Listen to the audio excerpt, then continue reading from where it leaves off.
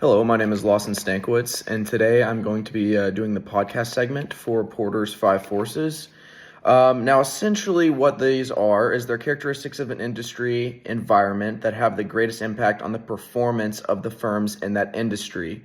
Now, an industry is an overarching view of a specific product type, and the firms inside are all similar but slightly different. An example could be Coca-Cola, Pepsi, Sprite, root beer. That industry is the soda industry.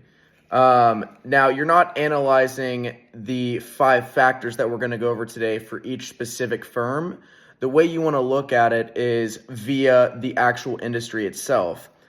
This allows each firm within the industry to go about the five factors how they wish, because each company is different. And each of these five forces needs to be analyzed from the perspective of the entire industry, like I said.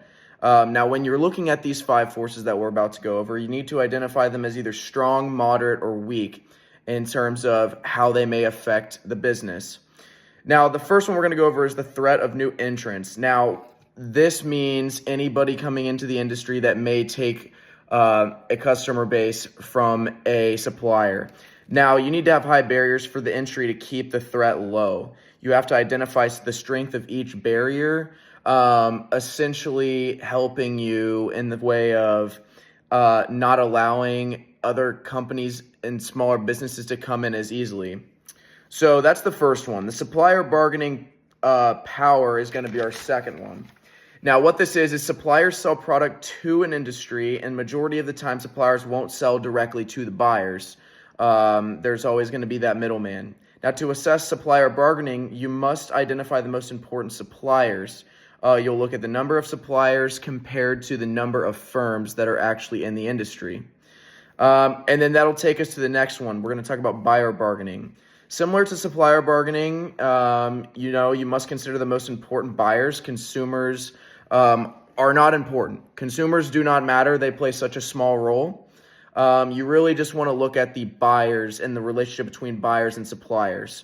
It's important to look at the number of buyers compared to the number of firms in the industry, as well as the purchase volume of specific buyers. This will give you a better idea.